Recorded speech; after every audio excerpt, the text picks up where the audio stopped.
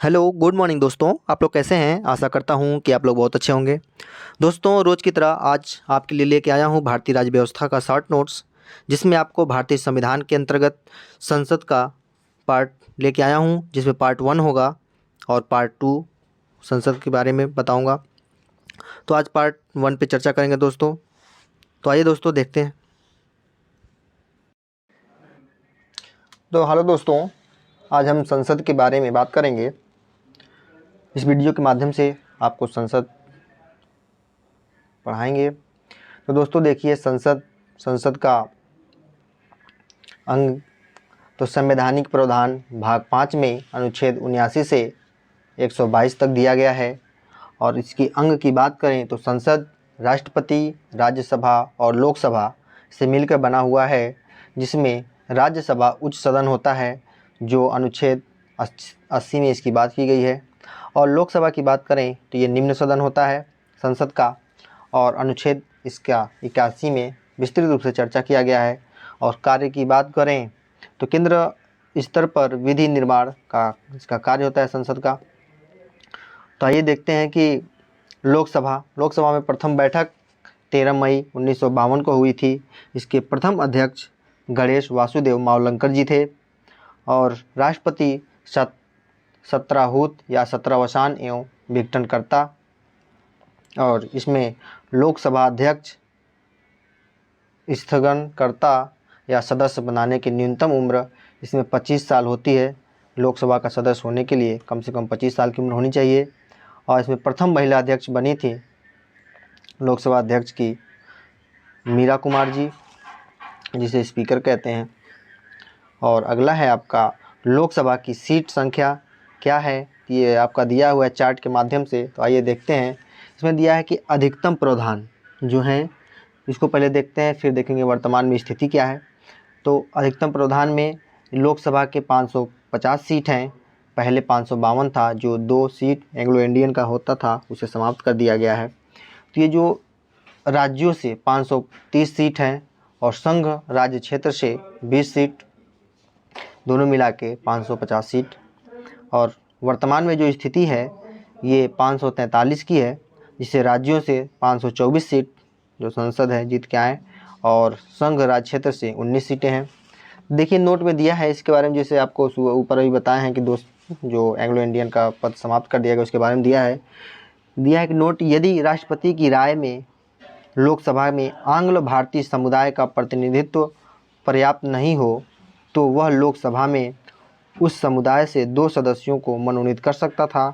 इस प्रावधान को 104वें संविधान संशोधन अधिनियम 2019 द्वारा 25 जनवरी 2020 से समाप्त कर दिया गया। इसलिए अब इस समय लोकसभा की अधिकतम सीट 550 हो गई है।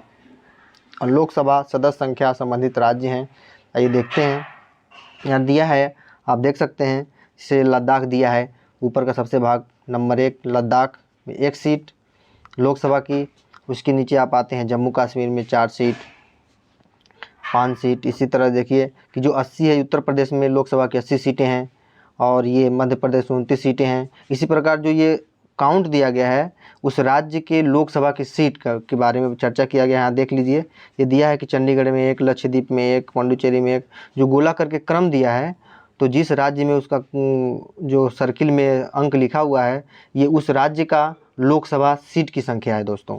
तो आप देख लीजिएगा, आपको हम बता देते हैं। इधर साइड से गुजरात में 26 सीट, महाराष्ट्र में 48 सीट, और इधर गोवा में 2 सीट लोकसभा की, और लोकसभा की 28 सीटें यहाँ पे हैं आपके कर्नाटका की। और इसी में दिया है आपका केरल में 20 सीट लोकसभा की। और नीचे आते हैं तो देखते हैं तमिलनाडु में 39 सीट। इसी क्रम में आप देख लीजिएगा, आंध्र प्रदेश 25 सीट, तेलंगाना में 17 लोकसभा की सीटें हैं। तो ये जो आपको कोड बता दिए कि ये सर्किल का मतलब यही हुआ कि वहाँ की लोकसभा की सीटें हैं। तो चलिए इसी क्रम में आगे चलते हैं।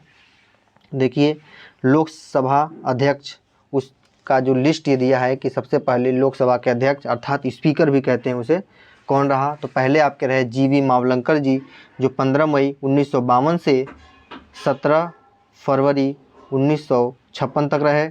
और दूसरे नंबर पे आए आपके एम अनंत शयनम जी अयंगर, ये 8 मार्च 1956 से 16 अप्रैल 1962 तक रहे। लोकसभा के अध्यक्ष अर्थात स्पीकर। हुकुम सिंह जी तीसरे नंबर पे आए, इनका कार्यकाल था 17 अप्रैल 1962 से 16 मार्च 1967 तक। अगले हैं एन संजीव रेड्डी जी, जिनका 17 मार्च 1967 से 19 जुलाई 1969 तक कार्यकाल रहा। और 5वें नंबर पे आते हैं आपके डॉक्टर जी.एस. ढिल्लन जी, जो इनका 8 अगस्त 1969 से 17 मार्च 1971 तक कार्यकाल रहा। और 6वें नंबर पे आते हैं बली राम भगत जी, जिनका 15 जनवरी 1976 से 25 मार्च 1977 तक कार्यकाल रहा। फिर 7वें नंबर पे आते हैं आपके एन संजीव रेड्डी जी, जिनका 26 मार्च 1977 से 13 जुलाई 1977 तक कार्यकाल रहा। 8वें नंबर पे आते हैं लोकसभा के अध्यक्ष अर्थात स्पीकर के.एस. हेगड़े जी, जिनका कार्यकाल 21 जुलाई 1977 से 21 जनवरी 1980 तक रहा। और अगले हैं आपके 9वें बलराम जाखड़ जी, जिनका कार्यकाल 22 जनवरी 1980 से 18 दिसंबर 1989 तक रहा दोस्तों। और 10वें नंबर पे आते हैं आपके रवि राय जी, जिनका कार्यकाल 19 दिसंबर 1989 से 9 जुलाई 1991 तक रहा। इसी क्रम में अगले हैं आपके शिवराज जी पाटिल, जिनका कार्यकाल 10 जुलाई 1991 से 22 मई 1996 तक रहा। और 12वें नंबर पे आते हैं आपके P.A. संगमा जी, जिनका कार्यकाल 23 मई 1996 से 23 मार्च 1998 तक था। अगले स्पीकर हैं G.M.C. बालयोगी जी, जिनका कार्यकाल 24 मार्च 1998 से 19 अक्टूबर 1999 तक था। और फिर यही बने 22 अक्टूबर 1999 से 23 मार्च 2002 तक रहे। फिर अगले हैं आपके 14वें मनोहर जोशी जी, जिनका कार्यकाल 10 मई 2002 से 2 जून 2004 तक रहा।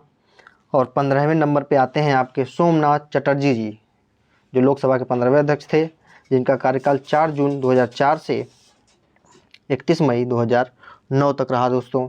और अगले 16वें आपके लोकसभा अध्यक्ष बनी, जो भारत की पहली महिला लोकसभा अध्यक्ष बनी, मीरा कुमार जी, जिनका कार्यकाल 4 जून 2009 से 4 जून 2014 तक रहा।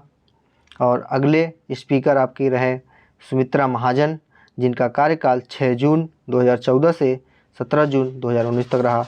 और इस समय जो 18वें हैं आपके ओम बिरला जी, लोकसभा के अध्यक्ष अर्थात स्पीकर, इनका कार्यकाल 19 जून 2019 से अब तक जो चल रहा है दोस्तों। आगे चलते हैं, आइए देखते हैं जो परीक्षा के दृष्टि से बहुत ही उपयोगी प्रश्न है। देखिए, पहला पॉइंट है आपका केंद्र सरकार का विधायी अंग क्या होता है, तो संसद केंद्र सरकार का विधायी अंग होता है। लोकसभा में राज्यवार सीटों का आवंटन किस पे आधारित है, तो 1971 की जनगणना के आधार पर उनका सीट आधारित किया गया है। लोकसभा का कार्यकाल 5 वर्ष होता है, यानी कि प्रथम अधिवेशन के लिए नियत तारीख से, जब से प्रथम अधिवेशन जो होगा उस तारीख से लेके अंतिम तारीख तक। अगला पॉइंट है आपका आपातकाल में संसद की अवधि बढ़ाई जा सकती है, तो जब आपातकाल लगता है तो एक बार में 1 वर्ष तक बढ़ाया जा सकता है। अगला पॉइंट है आपका लोकसभा के एक सत्र की अंतिम बैठक और आगामी सत्र की प्रथम बैठक के बीच का कितने महीने का अंतर होना चाहिए, तो कम से कम 6 महीने का, अधिक से अधिक 6 महीने का अंतर होना चाहिए। और लोकसभा या राज्यसभा का कोरम यानी गणपूर्ति होता है, लगभग कितने सदस्य होने चाहिए, तो इसमें जो कुल सदस्य संख्या का 1/10 भाग हो तो वहाँ पे आपका गणपूर्ति यानी कोरम हो सकता है, यानी कि संसद चल सकती है। अगला पॉइंट है दोस्तों आपका लोकसभा अध्यक्ष अपने निर्णायक मत का प्रयोग करते हैं केवल टाई की स्थिति में, यदि टाई हो जाता है तो उस समय वो वोट डाल सकते हैं। अगला पॉइंट है आपका आम चुनाव के बाद नवनिर्वाचित सदस्यों को शपथ दिलाई जाती है, तो किसके द्वारा दिलाई जाती है, तो प्रोटेम स्पीकर के द्वारा दिलाई जाती है। और अगला है प्रोटेम स्पीकर की नियुक्ति करता है लोकसभा के संदर्भ में राष्ट्रपति और विधानसभा के संदर्भ में राज्यपाल करता है दोस्तों। आइए कुछ और देखते हैं कि अगला पॉइंट है आपका लोकसभा अध्यक्ष अपना त्यागपत्र किसे सौंपता है, तो लोकसभा के उपाध्यक्ष को सौंपता है। अगला पॉइंट है लोकसभा अध्यक्ष को हटाया जा सकता है लोकसभा के सभी सदस्यों के बहुमत में पारित संकल्प द्वारा लोकसभा अध्यक्ष को हटाया जा सकता है। दिया है कि वर्तमान में लोकसभा अध्यक्ष कौन है, तो इस समय लोकसभा के अध्यक्ष हैं ओम बिरला जी, जिसे आप देखे हैं लिस्ट में। अगला है आपका लोकसभा को कार्यकाल पूरा होने से पहले भंग किया जा सकता है, किसके द्वारा, तो राष्ट्रपति चाहे तो इसे भंग कर सकता है मंत्रिपरिषद की सलाह पर। अगला पॉइंट आपका, वर्तमान में लोकसभा निर्वाचन क्षेत्र के लिए चुनाव व्यय की अधिकतम सीमा कितनी निर्धारित की गई है? तो बड़े शहरों के लिए 77 लाख और छोटे शहरों के लिए 59.4 लाख रुपए किया गया है दोस्तों। अगला पॉइंट है आपका, प्रथम लोकसभा अध्यक्ष स्पीकर किसके द्वारा विरुद्ध लोकसभा में अविश्वास प्रस्ताव लाया गया था? तो इनके गणेश वासुदेव मावलंकर के पक्ष में लाया गया था। अगला पॉइंट है आपका, लोकसभा सचिव प्रत्यक्ष रूप से क्या कार्य करता है? तो ये करता है लोकसभा का अध्यक्ष के अंतर्गत ये कार्य करता है। आइए देखते हैं राज्यसभा में क्या क्या होता है। तो राज्यसभा में राज्यसभा एक स्थायी सदन है। इसकी प्रकृति क्या है कि स्थायी सदन है राज्यसभा, इसे उच्च सदन भी कहते हैं।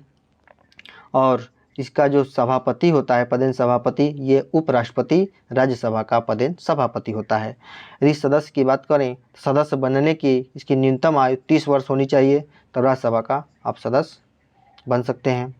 और निर्वाचन की बात करें, इसका प्रतिनिधित्व पद्धति ये एकल संक्रमणीय पद्धति द्वारा इसका चुनाव होता है, और ये चुनाव होता है अप्रत्यक्ष विधि से। ये प्रत्यक्ष चुनाव नहीं होता है दोस्तों, इस अप्रत्यक्ष चुनाव होता है। क्वेश्चन पूछता है कि राज्यसभा का चुनाव कैसा होता है, तो आप एक नंबर में तो कह सकते हैं कि अप्रत्यक्ष विधि से होता है। कुल सीट की बात करें तो यहाँ पर 250 सीटें हैं राज्यसभा में। और सदस्यों का कार्यकाल की बात करें तो ये एक सदस्य का 6 वर्ष का कार्यकाल होता है। अगर सीट 250 की सीट की खंडन की बात करें तो राज्य और संघ शासित क्षेत्र से 238 सीटें और 12 जो सदस्य चुने जाते हैं राष्ट्रपति द्वारा मनोनीत किए जाते हैं, तो ये किस क्षेत्र से आ सकते हैं? तो देखिए, या तो साहित्य से, विज्ञान से, कला से, समाज सेवा से, ये 12 लोग राष्ट्रपति के द्वारा मनोनीत किए जाते हैं। आइए आगे देखते हैं। ये राज्यसभा सदस्य संख्या दिया है। ये भारत का नक्शा है, इसमें जो ये सर्किल बना है और उसके अंदर जो अंक लिखा हुआ है ये दिया है कि जिस राज्य में ये डॉट लगा है उस राज्य के ये राज्यसभा के सदस्यों की संख्या है। तो ये देख सकते हैं आप, ऊपर इधर दिया है। जैसे यहाँ देख लीजिए उत्तर प्रदेश, ऐसे ऐसे राज्य हम जो बता रहे हैं कि आप जो जानते होंगे पहले से। उत्तर प्रदेश में 31 सीटें हैं राज्यसभा की, मध्य प्रदेश में 11 सीटें हैं, गुजरात में भी 11 सीटें हैं राज्यसभा की। इसी तरह आगे आइए देखते हैं। ये आपका महाराष्ट्र दिया है, महाराष्ट्र में 19 सीटें हैं राज्यसभा की, कर्नाटक में 12 सीटें हैं, केरल में 19 सीटें हैं, और देखिए तमिलनाडु में 18 सीटें हैं, आंध्र प्रदेश में 11 सीटें हैं राज्यसभा की।